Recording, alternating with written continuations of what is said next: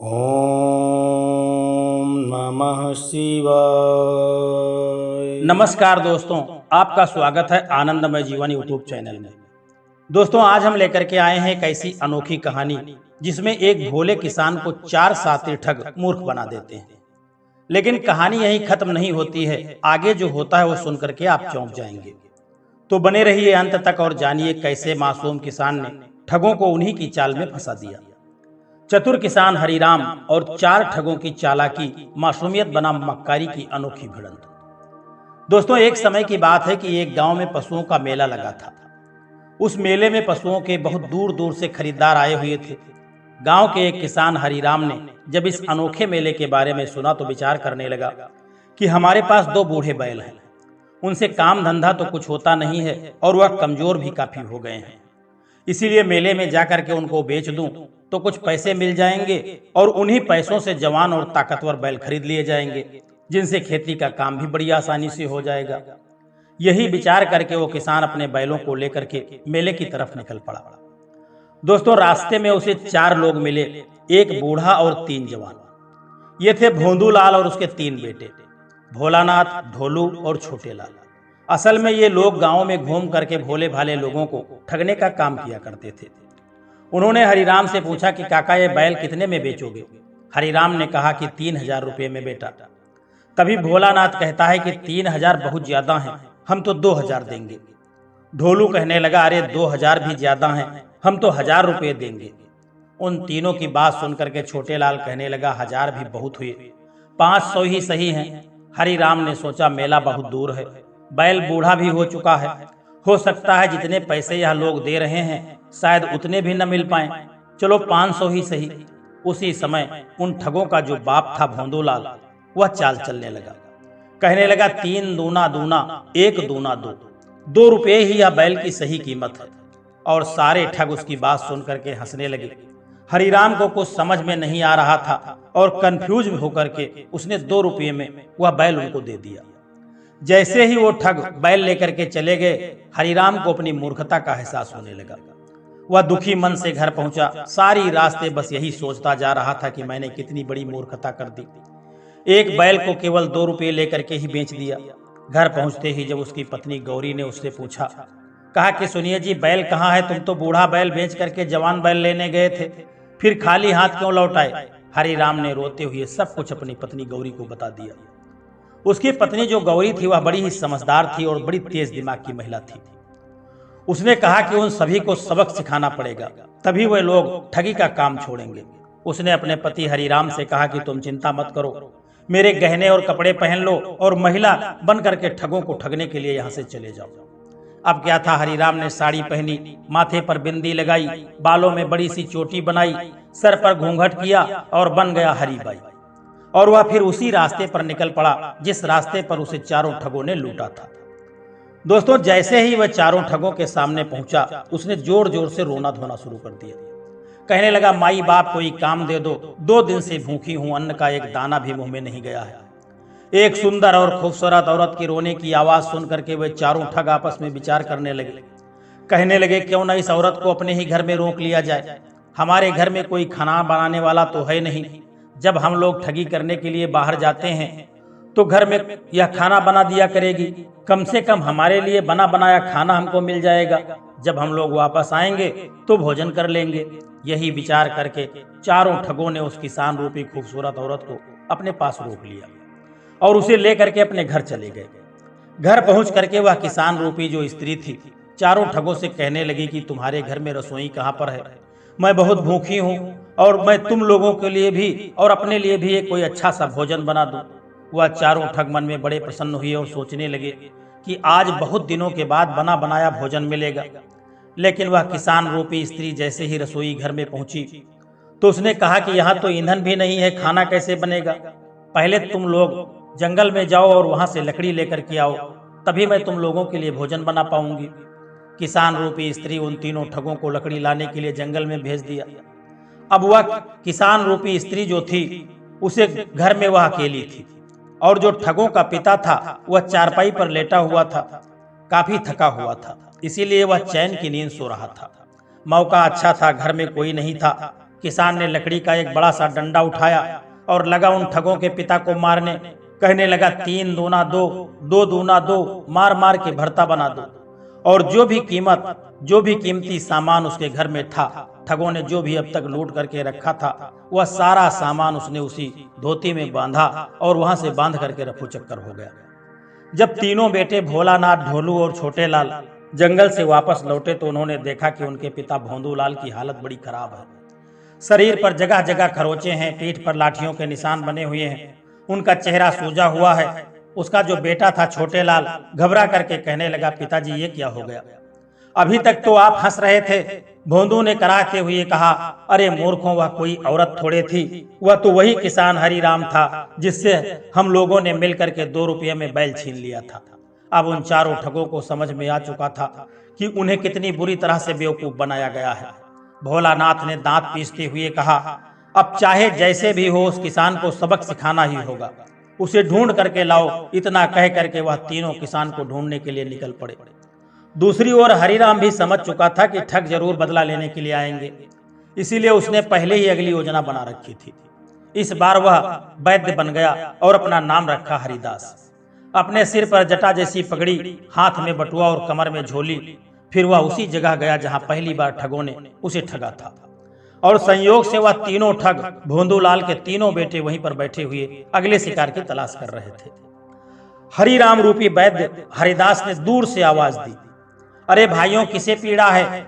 कौन है जो वैद्य की आवश्यकता जिसे है? ढोलू ने चौंक करके कहा, अरे वाह, हम तो किसी वैद्य की तलाश कर ही रहे थे, हमारे पिताजी बहुत बीमार हैं। छोटे लाल कहने लगा, आप चलिए हमारे घर, पिताजी की हालत बिगड़ रही है। हरिराम ने मुस्कुरा करके हामी भर दी और उनके साथ चल पड़ा। घर पहुंचते ही वैद्य हरिदास यानी हरिराम ने भोंदूलाल को देखा जो बिस्तर पर पड़े हुए कराह रहे थे। हरिराम ने गंभीर आवाज में कहा, चिंता मत करो, मैं सब समझता हूँ। इन्हें गहरी भीतरी चोट लगी है और इसका इलाज एक दुर्लभ जड़ी बूटी से ही संभव हो सकता है, और वह जड़ी बूटी इस समय हमारे झोले में है नहीं। वह जड़ी बूटी सिर्फ जंगल के एक कोने में ही मिलती है। भोलानाथ कहने लगा, वैद्य जी बताइए कहाँ मिलती है? हरिराम रूपी वैद्य कहने लगा, यह जड़ी बूटी आज ही सूर्यास्त से पहले लानी पड़ेगी, वरना इनके प्राण संकट में पड़ जाएंगे। अब क्या था, तीनों बेटे भोलानाथ, ढोलू और छोटे लाल जंगल की ओर निकल पड़े। और जैसे ही वे आंखों से ओझल हुए, हरिराम ने तुरंत अपने झोले में से एक मोटा सा डंडा निकाला और भोंदूलाल की ओर घूरते हुए कहने लगा, आप बताऊं असली इलाज क्या होता है? वैद्य रूपी किसान को देख करके भोंदूलाल डर से कांप उठा।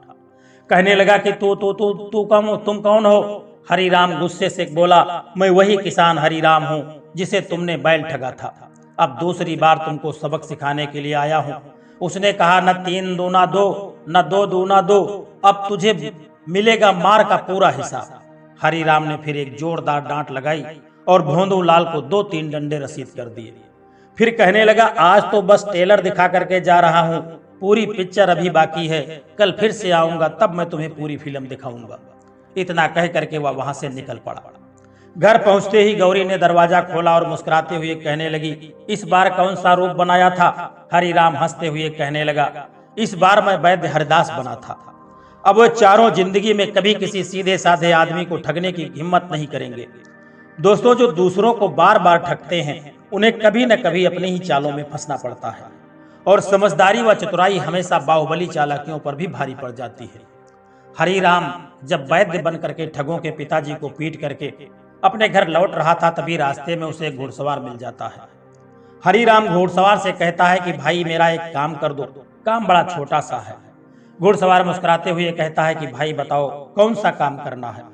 हरिराम कहता है, कल जब तुम इस रास्ते से जाओगे तो आगे जब एक मकान पड़ेगा तो उस मकान के पास जब पहुंचना तो बस केवल इतना कहना, न 3 दूना 2, न 2 दूना 2। घुड़सवार थोड़ा हंसता है और पूछता है, मुझे इसके बदले में क्या मिलेगा? हरिराम उसे कुछ पैसे अपनी झोली से निकाल करके देता है। घुड़सवार उसकी बात मान लेता है और तैयार हो जाता है और हरिराम अपने घर चला जाता है। दोस्तों, अगले दिन जैसे ही घुड़सवार ठगों के घर के सामने आता है और बड़ी जोर से कहता है, न 3 दूना 2, न 2 दूना 2। इतना सुनते ही ठगों का जो पिता था भोंदूलाल वह कांप उठता है। कहने लगा, अरे वह किसान फिर से आ गया, अब की बार वह मुझको नहीं छोड़ेगा।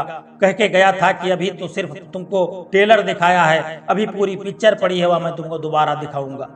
तीनों बेटे चिढ़ उठते हैं। भोलानाथ कहता है अब नहीं छोड़ेंगे उसे। ढोलू कहता है अब की बार पीट पीट करके उसको सीधा कर देंगे। छोटे लाल कहता है पीछे लगो, उसके चाहे जंगल तक दौड़ना पड़े। तीनों ठग घुड़सवार के पीछे पीछे दौड़ पड़ते हैं। घुड़सवार अपने घोड़े को दौड़ाता हुआ जंगल के उस पार काफी दूर निकल जाता है। इधर जैसे ही उनका घर खाली होता है, हरि राम फिर से आता है और भोंदूलाल को तीसरी बार बुरी तरह से सबक सिखाता है और उसके दरवाजे पर बंधा हुआ जो उसका बैल था उसे खोल करके वह वापस लेकर के चला जाता है। तीनों बेटे जंगल से थके हारे लौटते हुए बातें कर रहे थे। भोलानाथ कह रहा था यार इस किसान ने तो हाथ पैर ही घुमा दिए। ढोलू कहने लगा मुझसे तो अब एक पग भी नहीं चला जा रहा है, मैं इतना थक गया हूँ। छोटे लाल कहने लगा अब घर तक पहुंचने की मुझ में हिम्मत नहीं बची है, मैं घर कैसे पहुंचूं। वो किसी तरह से जैसे तैसे घसीटते पिसते जब घर पहुंचे तो पिताजी को कराहते हुए देखा। भोंदूलाल आंसू बहाता हुआ कहने लगा कि बेटा वह किसान फिर से आया था, मेरी धुनाई करके यहाँ से चला गया। भोलानाथ कहता है अब बहुत हो गया, अब तो उसका घर ढूंढ करके ही रहेंगे और उसे सबक सिखाएंगे। ढोलू कहने लगा पर उसका घर कौन सा है। छोटे लाल कहता है बैल तो ले गया ना, बैल जहां भी जिस घर के सामने बंधा होगा समझ लेना वह उसी का घर है और उसी में जा करके हम लोग उसको सबक सिखाएंगे। फिर तीनों उस किसान को ढूंढने के लिए निकल पड़े। गांव में एक घर के सामने बैल बंधा देख करके वह तीनों ठग उस घर के अंदर घुस जाते हैं। लेकिन जब अंदर से जोर जोर से लात घुसे पड़ने की आवाजें आने लगती हैं, थोड़ी ही देर के बाद तीनों ठग जब बाहर निकलते हैं तो उनके चेहरे सूजे हुए थे, उनके शरीर पर जो कपड़े थे वे सब फटे हुए थे, आंखें लाल लाल और तनी हुई थीं। भोलानाथ कहता है बड़ी गलती हो गई यार, ये तो किसी पहलवान का घर था। ढोलू कहने लगा उसने तो मार मार करके हड्डियां ही चटका दी। छोटे लाल कहता है मुझसे तो अब उठते ही नहीं बन पा रहा है। तभी हरि राम वहां पहुंचाता है, हंसता हुआ कहता है मुझे पता था ना कि तुम लोग बैल ढूंढने आओगे, इसीलिए मैंने बैल पहलवान दयाशंकर के घर के सामने बांध दिया था ताकि तुम्हारे जैसे लोगों को असली अतिथि सत्कार मिल सके। फिर वह गंभीर होकर के कहता है अब तो तुम लोगों की समझ में आ चुका होगा कि दूसरों को लूटने से अंत में सिर्फ तकलीफ मिलती है और मेहनत से कमाया हुआ धन ही सच्चा सुख देता है। तीनों बेटे सर झुका करके जब घर लौटते हैं, आज पहली बार भोंदूलाल के सामने हाथ जोड़ करके कहते हैं कि पिताजी आज के बाद हम किसी को नहीं ठगेंगे, अब हम ईमानदारी से कोई छोटा मोटा धंधा करेंगे लेकिन किसी के साथ धोखा नहीं करेंगे। दोस्तों उसी दिन से चारों ने ठगी छोड़ दी और गांव में एक छोटी सी दुकान शुरू कर दी। दोस्तों बुद्धि से जीता गया बदला कभी हिंसा नहीं कहलाता, बल्कि वो दूसरों को सुधार देता है और यही सच्ची जीत होती है। दोस्तों चालाकी से ज्यादा बुद्धिमानी जरूरी है।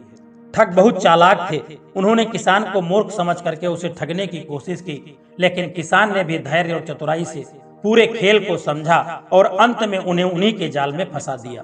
इससे यह सीख मिलती है कि दुनिया में सबसे बड़ी ताकत चालाकी नहीं बल्कि सूझबूझ और सही समय पर काम में लाई गई बुद्धिमानी होती है। दूसरी बात धैर्य और संयम पर प्रतिक्रिया देना बहुत जरूरी है। किसान ने ठगों की बातों पर पहले सीधा विरोध नहीं किया, बल्कि उनकी हर हरकत को ध्यान से समझा। उसने गुस्से या जबरदस्ती में कोई फैसला नहीं लिया, बल्कि अंत में सही समय पर उन्हें सबक सिखाया। इससे यह सीख मिलती है कि समझदार वही है जो सही वक्त का इंतजार करता है और फिर सही वार करता है। तीसरी बात लालच और धोखेबाजी का अंत हमेशा बुरा होता है। चारों ठगों ने लालच में आकर के किसान को ठगने की योजना बनाई थी, लेकिन अंत में उन्हें अपमान और सजा दोनों मिली। इससे यह शिक्षा मिलती है कि जो दूसरों को धोखा देता है वह अंत में खुद ही पछताता है। और चौथी बात कि सीधी साधी दिखने वाली चीजों को हल्के में मत लो। किसान साधारण और भोला दिख रहा था, लेकिन वह मूर्ख नहीं था। इसी तरह जीवन में जो भी लोग शांत और सीधे साधे और कम बोलने वाले होते हैं, जरूरी नहीं कि वे मूर्ख होते हैं। इससे यह शिक्षा मिलती है कि किसी को उसके बाहरी रूप या सरल स्वभाव से कमजोर या मूर्ख समझना सबसे बड़ी गलती होती है।